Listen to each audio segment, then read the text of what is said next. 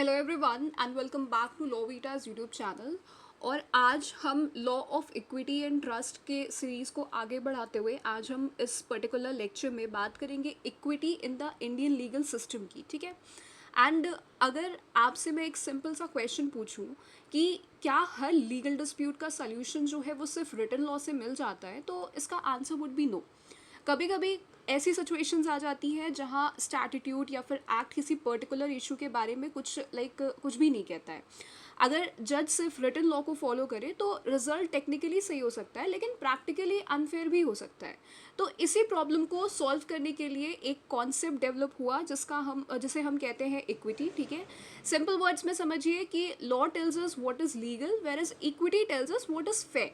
मतलब लॉ कहता है कि रूल क्या है, और इक्विटी जो है वो इंश्योर करती है कि उस रूल को अप्लाई करते टाइम किसी के साथ किसी भी तरह का कोई इनजस्टिस, कोई अन्याय जो है वो ना हो।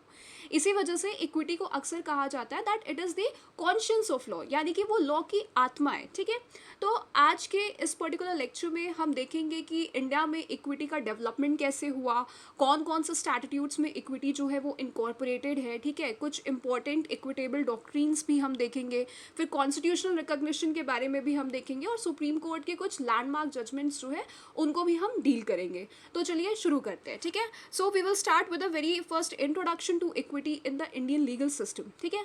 तो सबसे पहले एक बहुत इंपॉर्टेंट बात जो है वो आप समझ लीजिए कि इंग्लैंड में एक टाइम ऐसा था जब कॉमन लॉ कोर्ट्स और कोर्ट्स ऑफ चांसरी यानी कि इक्विटी कोर्ट्स जो है वो अलग अलग हुआ करते थे, लेकिन इंडिया में कभी भी सेपरेट इक्विटी कोर्ट्स जो है स्टैब्लिश नहीं किए गए। ठीक है। तो ये एग्जाम पॉइंट ऑफ व्यू से भी बहुत ज़्यादा इंपॉर्टेंट है।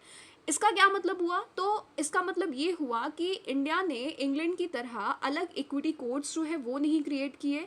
इसके बजाय इक्विटेबल प्रिंसिपल्स को डायरेक्टली स्टैट्यूट्स और जुडिशियल डिसीजंस के थ्रू अडॉप्ट कर लिया गया। यानी इंडिया का अप्रोच जो है वो कंप्लीटली अलग था। हमने इंस्टीट्यूशन इंपोर्ट नहीं किया, बस जो प्रिंसिपल्स हैं उनको इंपोर्ट किए। ठीक है। इसीलिए जब इंडियन कोर्ट्स किसी डिस्प्यूट का डिसीजन देते हैं तो सिर्फ ब्लैक लेटर लॉ को नहीं देखते, बल्कि फेयरनेस, जस्टिस और गुड कॉन्शियंस को भी इंपॉर्टेंट देते हैं। ठीक है। इसे लिए इंडियन जुडिशरी का एक बहुत फेमस एक्सप्रेशन भी है, एंड दैट इज कि justice, equity and good conscience. ये फ्रेज आपने कई जजमेंट्स में भी सुना होगा, एंड इसका मतलब है कि अगर किसी इशू पर स्टैट्यूट जो है वो साइलेंट हो या रिटन लॉ जो है वो एडिक्वेट रेमेडी प्रोवाइड ना करे, तो कोर्ट फेयरनेस और कॉन्शियंस के बेसिस पर डिसीजन जो है वो प्रोवाइड कर सकती हैं। लेकिन इसका मतलब ये बिल्कुल नहीं है कि जज अपनी पर्सनल फीलिंग्स के अकॉर्डिंग जो है वो डिसीजन देगा। जज जो है वो ऑब्जेक्टिव फेयरनेस को अप्लाई करता है, पर्सनल ओपिनियन को नहीं। ठीक है। जैसा सपोज कि दो भाई हैं एंड इनके बीच प्रॉपर्टी डिस्प्यूट जो है वो चल रहा है। रिटन अग्रीमेंट तो नहीं है, लेकिन बड़ा भाई जो है वो 20 साल से उस प्रॉपर्टी की मेंटेनेंस कर रहा है, टैक्स भर रहा है, और छोटा भाई जो है वो कभी उस प्रॉपर्टी में कभी भी इंटरेस्टेड ही नहीं था। तो अगर कोर्ट सिर्फ टेक्निकल ओनरशिप डॉक्यूमेंट देखे तो शायद रिजल्ट जो है वो अनफेयर हो, लेकिन इक्विटी कोर्ट को ये देखने का मौका देती है कि एक्चुअल कंडक्ट क्या था, यानी law plus fairness equals to justice. तो इसी फिलोसफी को हम इक्विटी कहते हैं। ठीक है। अब बात करते हैं equity in ancient legal system की। तो बहुत लोग सोचते हैं कि इक्विटी सिर्फ इंग्लैंड का कॉन्सेप्ट है, लेकिन ये पूरी तरह सही नहीं है। इंडियन सिविलाइजेशन में भी इक्विटेबल थिंकिंग जो है वो बहुत पुरानी है। ठीक है। And ancient Indian legal text specially स्मृतिज रीजन ऑफ फेयरनेस को इंपॉर्टेंस देते थे। एंड स्मृतिज में एक कॉन्सेप्ट था दैट वाज युक्ति। युक्ति का मतलब होता था कि रीजन, मतलब कि लॉजिकल थिंकिंग और प्रैक्टिकल जस्टिस। ठीक है। अगर दो लीगल टेक्स्ट में कॉन्फ्लिक्ट होता था तो जजेस को अथॉरिटी थी कि वो सिर्फ वर्ड्स को ब्लाइंडली फॉलो ना करें, बल्कि रीजन और फेयरनेस के बेसिस पर जो इंटरप्रिटेशन है वो करें। ठीक है। यानी इवन एंशिएंट इंडिया में भी जस्टिस का ऑब्जेक्टिव सिर्फ रूल अप्लाई करना नहीं था, उनका ऑब्जेक्टिव था फेयर आउटकम इंश्योर करना। इसीलिए हम कह सकते हैं कि इक्विटी की स्पिरिट जो है वो इंडिया के लीगल ट्रेडिशन में भी पहले से मौजूद थी। ठीक है। जैसे सपोज कि किसी स्मृति का एक रूल एक सिचुएशन में बहुत हार्श रिजल्ट दे रहा है, तो दूसरी तरफ प्रैक्टिकल सर्कमस्टांसेस कुछ और कह रही है। ठीक है। तो एंशिएंट जजेस जो है वो युक्ति का यूज करके रीजनेबल इंटरप्रिटेशन जो है वो कर सकते थे। एग्जैक्टली इसी फिलोसफी को आज हम इक्विटेबल इंटरप्रिटेशन जो है वो बोलते हैं। ठीक है। अब बात करते हैं इक्विटी अंडर मोहम्मदन लॉ की। तो सिर्फ हिंदू लीगल ट्रेडिशन ही नहीं, बल्कि मोहम्मदन लॉ ने भी इक्विटेबल प्रिंसिपल्स को रिकॉग्नाइज किया। यहाँ एक इंपॉर्टेंट डॉक्ट्रीन मिलती है, एंड दैट इज इस्तिहसन। इस वर्ड को याद रखिएगा। इस्तिहसन का मतलब होता है ज्यूरिस्टिक प्रेफरेंस। ठीक है। सिंपल लैंग्वेज में कभी कभी स्ट्रिक्ट लीगल रूल अप्लाई करना अनफेयर हो सकता है। तो ऐसी सिचुएशन में जज जो है वो फेयरनेस और पब्लिक वेलफेयर को इंपॉर्टेंस दे सकता है, यानी स्ट्रिक्ट लॉ से थोड़ा डिपार्चर जो है वो अलाउ किया जाता है ताकि इनजस्टिस जो है वो ना हो। ठीक है, जैसे सपोज कि एक रिजिड लीगल रूल किसी विडो को उसका जो जेन्युइन राइट है वो डिनाई कर रहा हो, अगर उस रूल को एग्जैक्टली अप्लाई करने से इनजस्टिस हो रहा है तो इक्विटेबल रीजनिंग के थ्रू जज जो है वो फेयरनेस को प्रेफरेंस दे सकता है। इसी को मोहम्मदन लॉ में इस्तिहसन जो है वो कहते हैं। तो ये भी इक्विटी का एक फॉर्म है। ठीक है, तो अब तक हमने देखा कि इंडिया में इक्विटी का हिस्टोरिकल डेवलपमेंट कैसे हुआ, एंशियंट इंडियन टेक्स्ट ने रीजन को इंपॉर्टेंस दिया। ठीक है, वहीं मोहम्मदन लॉ ने फेयरनेस को रिकॉग्नाइज किया। अब एक क्वेश्चन उठता है कि आज के मॉडर्न इंडियन लीगल सिस्टम में इक्विटी का जो लीगल स्टेटस है वो आखिर क्या है?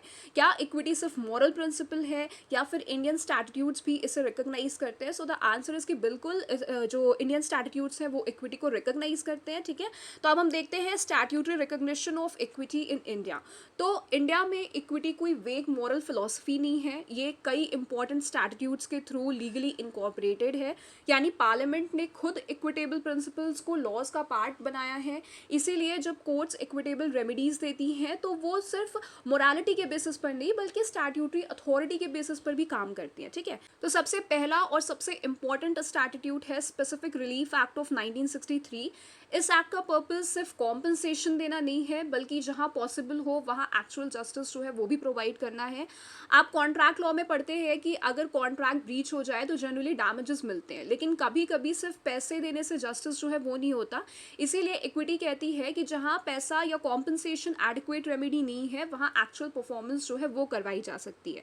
तो इसी प्रिंसिपल पर स्पेसिफिक रिलीफ एक्ट जो है वो बेस्ड है एंड इस एक्ट में कई इक्विटेबल रेमेडीज जो है वो प्रोवाइड की गई है। जैसे सबसे पहला इज स्पेसिफिक परफॉर्मेंस। तो स्पेसिफिक परफॉर्मेंस का मतलब है कि कोर्ट जो है वो डिफेंडेंट को ऑर्डर करे कि जो कॉन्ट्रैक्ट उसने किया था उसको एक्चुअली वो परफॉर्म करे। ठीक है, जैसे सपोज ए ने अपना फार्म हाउस जो है वो बी को 2 करोड़ में बेचने का अग्रीमेंट किया, बी ने उसके लिए एडवांस पेमेंट जो है वो भी कर दी, बाद में प्रॉपर्टी के प्राइसेस जो है वो बहुत बढ़ गए और ए ने प्रॉपर्टी किसी और को बेचने की कोशिश की। ठीक है, अब अगर कोर्ट सिर्फ बी को डैमेजेस दे दे तो क्या उसे वही फार्म हाउस जो है वो मिल जाएगा? So the answer is no.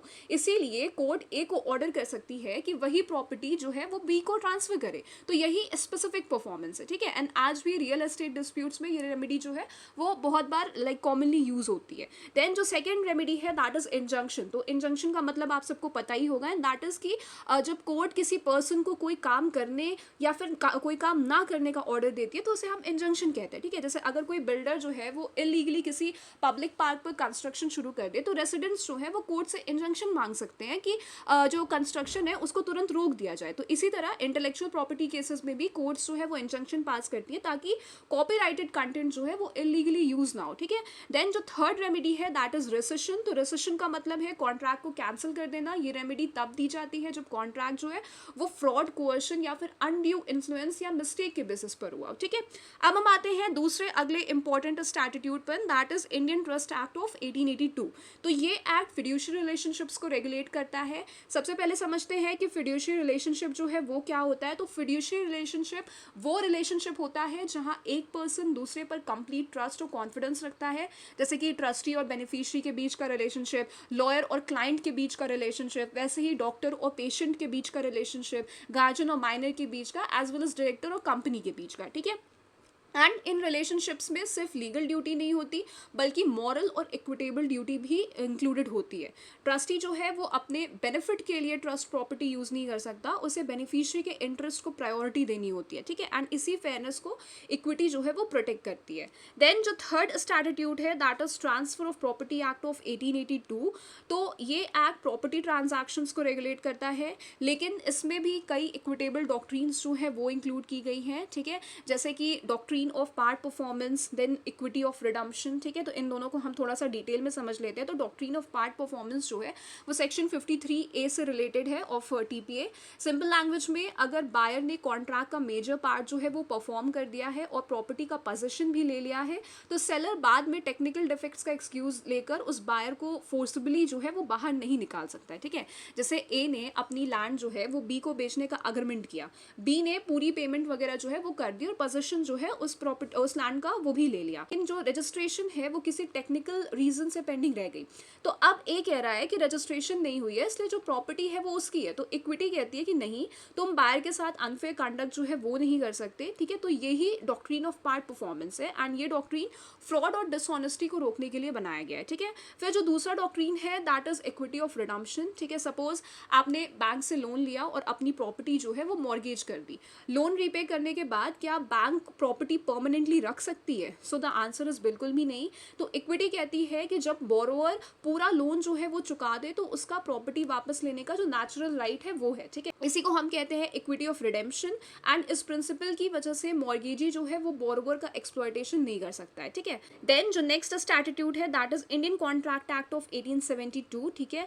तो सेक्शन 64 एंड 65 रेस्टिट्यूशनरी प्रिंसिपल्स को इनकॉर्पोरेट करते हैं। सबसे पहले समझते हैं कि रेस्टिट्यूशन का क्या मतलब होता है। सिंपल लैंग्वेज में रीस्टोर द बेनिफिट रेस्टिट्यूशन का मतलब होता है यानी किसी पर्सन को अनजस्ट एनरिचमेंट का बेनिफिट जो है वो नहीं मिलना चाहिए, ठीक है। जैसे ए ने बी को एडवांस पेमेंट दे दी, ठीक है, बाद में कॉन्ट्रैक्ट जो है वो वॉइड हो गया, तो क्या बी जो है वो पैसे रख सकता है? So the answer is no. उसे पैसे जो भी है वो रिटर्न करने होंगे, इसी को हम रेस्टिट्यूशन कहते हैं, ठीक है। एंड इक्विटी का ये गोल्डन प्रिंसिपल है that no one should unjustly enrich himself at another's expense, ठीक है।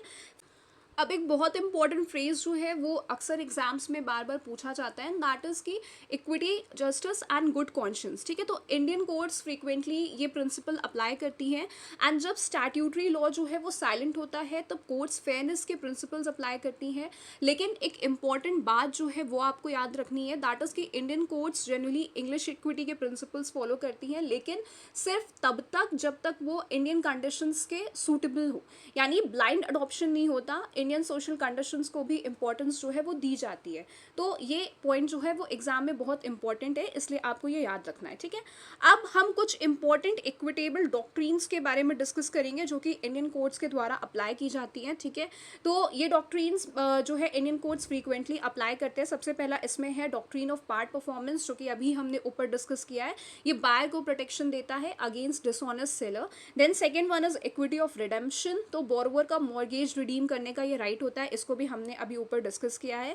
Then you have this constructive trust, तो कभी कभी लॉ जो है वो फॉर्मली ट्रस्ट क्रिएट नहीं करता, लेकिन सर्कमस्टांसेस ऐसे होते हैं कि कोर्ट मान लेती है कि प्रॉपर्टी किसी और के बेनिफिट के लिए होल्ड की जा रही है, तो इसी को कंस्ट्रक्टिव ट्रस्ट जो है वो कहते हैं। जैसे अगर किसी एम्प्लॉय ने कंपनी के पैसे से सीक्रेटली कोई प्रॉपर्टी जो है वो परचेज कर ली, तो कोर्ट उस प्रॉपर्टी को कंस्ट्रक्टिव ट्रस्ट जो है वो मान सकती है, ठीक है।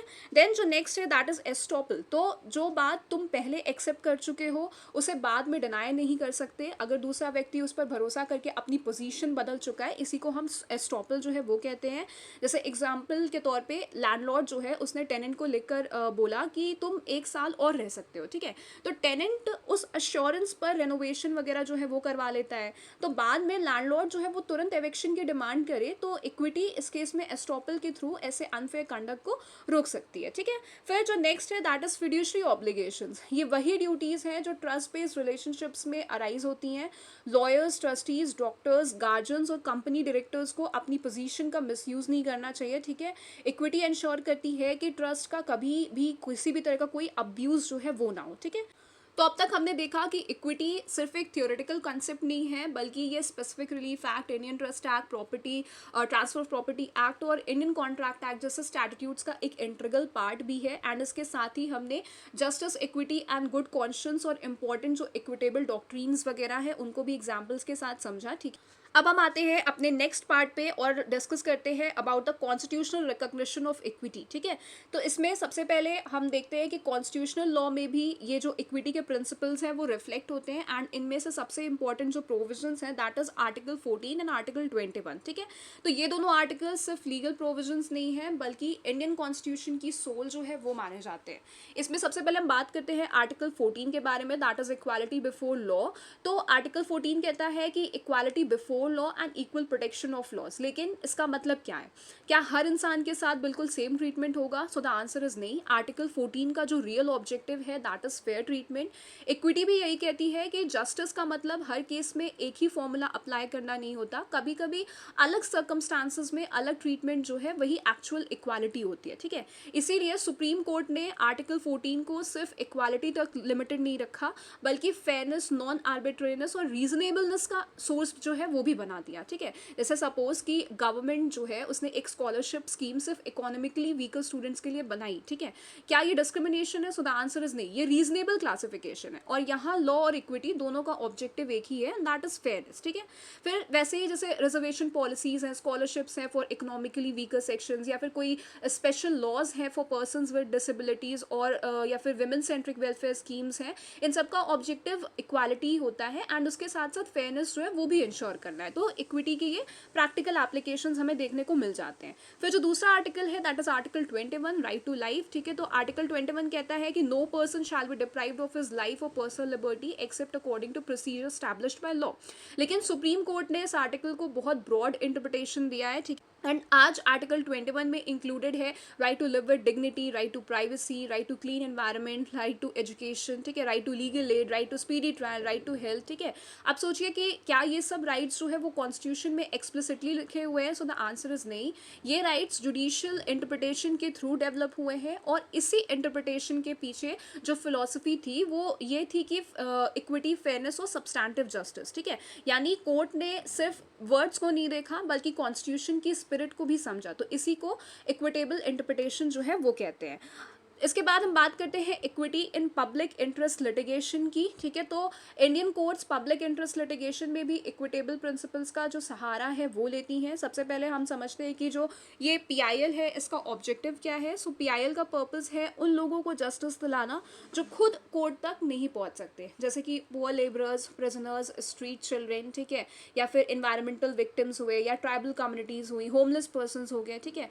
अगर कोर्ट सिर्फ टेक्निकल रूल्स फॉलो करे तो इनमें से बहुत लोग जो है वो कभी जस्टिस नहीं सीख कर पाएंगे। इसीलिए सुप्रीम कोर्ट ने पीआईएल के कॉन्सेप्ट को डेवलप किया, एंड ये इक्विटी का एक प्रैक्टिकल एग्जाम्पल है, ठीक है। अगर मैं करंट एग्जाम्पल्स की बात करूँ तो जैसे रिवर पोल्यूशन हो गया, एयर पोल्यूशन इन दिल्ली हो गया, इलीगल माइनिंग हो गई, फॉरेस्ट कंजर्वेशन हो गया, प्रोटेक्शन ऑफ स्ट्रीट चिल्ड्रन हो गया, या फिर बॉन्डेड लेबर हो गया, इनके कई केसेस जो है वो अब पीआईएल के थ्रू ही डिसाइड हुए, ठीक है। तो यहाँ कोर्ट्स का फोकस जो है वो टेक्निकल ऑब्जेक्शंस पर नहीं है बल्कि जस्टिस पर होता है, ठीक है। एंड इंडियन कोर्ट्स जो है वो कॉन्स्टिट्यूशनल इंटरप्रिटेशन के दौरान भी इक्विटेबल प्रिंसिपल्स का यूज़ करती हैं। जब कॉन्स्टिट्यूशन के वर्ड्स का एग्जैक्ट मीनिंग जो है वो क्लियर ना हो तब कोर्ट ऐसी इंटरप्रिटेशन चूज करती है जो फेयरनेस और जस्टिस को प्रमोट करे। इसी वजह से कॉन्स्टिट्यूशन को लिविंग डॉक्यूमेंट जो है वो कहा जाता है। एंड अगर कोर्ट सिर्फ लिटरल मीनिंग जो है वो फॉलो करती तो आज बहुत सारे जो फंडामेंटल राइट्स हमारे पास है वो कभी एग्जिस्ट ही नहीं करते, ठीक है। तो अब हम बढ़ते हैं नेक्स्ट टॉपिक की ओर जो कि बात करता है functions of equity in Indian law. तो अब हम देखते हैं कि equity actually Indian legal system में क्या क्या काम करती है, इन्हें हम डिटेल में समझते हैं। तो सबसे पहला फंक्शन जो है that is ensures fairness in legal interpretation, ठीक है। तो सबसे पहला जो फंक्शन है दैट इज फेयर इंटरप्रिटेशन का। तो लॉ के वर्ड्स जो है वो कभी कभी एम्बिग्यूअस होते हैं, ऐसे में कोर्ट फेयरनेस को ध्यान में रखकर इंटरप्रिटेशन करती है, यानी लॉ को मैकेनिकली नहीं लॉजिकली और रीजनेबली जो है वो अप्लाई किया जाता है। फिर जो दूसरा फंक्शन है that is provides remedies where statutes are silent. तो ये इक्विटी का सबसे फेमस फंक्शन है। कभी कभी किसी इशू पर स्टैट्यूट जो है वो कुछ भी नहीं कहता, तो क्या कोर्ट ऐसे केसेस को डिसमिस कर देगी? सो द आंसर इज नहीं। कोर्ट जस्टिस, इक्विटी और गुड कॉन्शियंस के प्रिंसिपल का यूज करके एप्रोप्रिएट रेमेडी जो है वो प्रोवाइड कर सकती है। एंड इसी वजह से इक्विटी को लॉ का सप्लीमेंट जो है वो कहा जाता है। ये लॉ को रिप्लेस नहीं करती, ये जो भी उसकी शॉर्टकमिंग्स है, जो भी गैप्स हैं उनको फिल करती है, ठीक है। फिर जो नेक्स्ट फंक्शन है that is protects trust and fiduciary relationship. तो हम पहले भी फिड्यूशियरी ऑब्लिगेशंस जो है वो अभी ऊपर पढ़ चुके हैं। तो इक्विटी जो है इंश्योर करती है कि ट्रस्टी बेनिफिशियरी का एक्सप्लॉयटेशन ना करे, लॉयर क्लाइंट का ट्रस्ट अब्यूज ना करे, डायरेक्टर कंपनी के इंटरेस्ट के अगेंस्ट जो है वो काम ना करे, गार्जियन माइनर की प्रॉपर्टी का मिसयूज ना करे, यानी इक्विटी जो है वो ट्रस्ट को प्रोटेक्ट करती है। देन जो फोर्थ फंक्शन है that is influences property in contract law. तो प्रॉपर्टी लॉ और कॉन्ट्रैक्ट लॉ दोनों इक्विटी से डीपली इन्फ्लुएंस्ड है, जैसे कि specific performance, injunction, estoppel, equity of redemption, part performance. तो ये सब इक्विटेबल डॉक्ट्रीन्स ही हैं जो इंडियन लॉ का इंपॉर्टेंट पार्ट जो है वो बन चुके हैं। Then fifth function is helps court achieve substantive justice. ये सबसे इंपॉर्टेंट फंक्शन है। डिफरेंस समझिए, what is difference between legal justice और सब्सटैंटिव जस्टिस।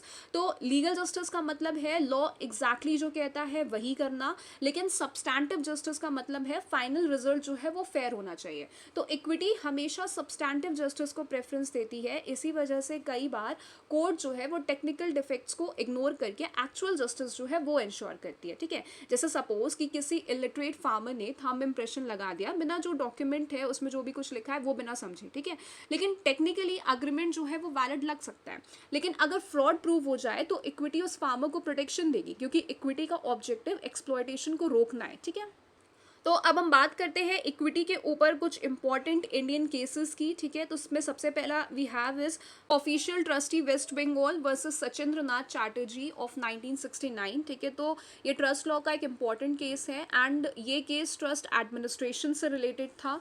सुप्रीम कोर्ट ने कहा कि कोर्ट को ट्रस्ट डीड की टर्म्स का रिस्पेक्ट करना चाहिए और ट्रस्टीज को इक्विटेबल प्रिंसिपल्स के अकॉर्डिंग जो है वो काम करना चाहिए। ठीक है, तो सिंपल लैंग्वेज में ट्रस्टी ओनर नहीं होता है, वो सिर्फ प्रॉपर्टी का मैनेजर होता है। एक्चुअल बेनिफिट बेनिफिशियरी का होता है, इसीलिए ट्रस्टी अपनी पर्सनल बेनिफिट के लिए ट्रस्ट प्रॉपर्टी का मिसयूज जो है वो नहीं कर सकता। ठीक है, फिर जो नेक्स्ट केस है that is Murari Lal versus Devkaran of 1965। सो इस पर्टिकुलर केस में कोर्ट ने कहा कि जहां किसी पर्टिकुलर इशू पर कोई स्टैट्यूटरी लॉ अवेलेबल ना हो वहां courts equity justice and good conscience के बेसिस पर डिस्प्यूट जो है वो डिसाइड कर सकती हैं। ठीक है, तो ये प्रिंसिपल इंडियन लीगल सिस्टम का बैकबोन जो है वो बन चुका है। लेकिन एक बात याद रखिए, ये प्रिंसिपल तभी अप्लाई होगा जब लॉ जो है वो साइलेंट हो। अगर स्टैट्यूट क्लियरली किसी इशू को रेगुलेट करता है तो कोर्ट उस स्टैट्यूट को ही फॉलो करेगी। देन जो नेक्स्ट केस है that is Bhagwan Das versus Girdhari Lal and company of 1966। ये बहुत ही इंपॉर्टेंट जजमेंट है of the honourable supreme court and इस केस में कोर्ट ने ऑब्जर्व किया कि इंडियन कॉन्ट्रैक्ट लॉ को एडमिनिस्टर करते वक्त courts traditionally English common law और इंग्लिश इक्विटी के प्रिंसिपल से गाइड होती रही हैं। लेकिन एक इंपॉर्टेंट क्वालिफिकेशन भी दी गई दैट इज कि ये प्रिंसिपल्स तभी अप्लाई होंगे जब वो इंडियन कंडीशंस और सोसाइटी के सूटेबल हो।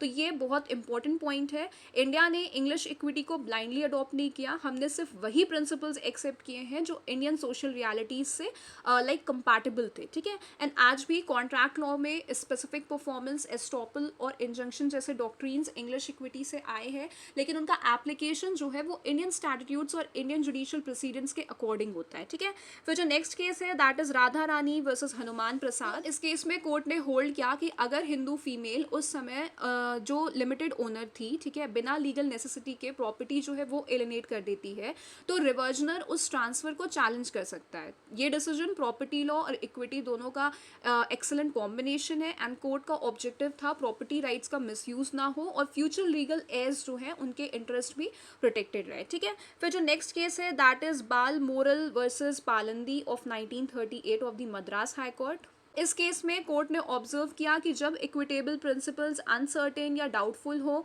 तब कोर्ट्स को उन्हें अप्लाई करने से बचना चाहिए। इक्विटी क्लियर, डेफिनेट और जस्टिफिएबल होनी चाहिए एंड ये प्रिंसिपल बहुत प्रैक्टिकल है।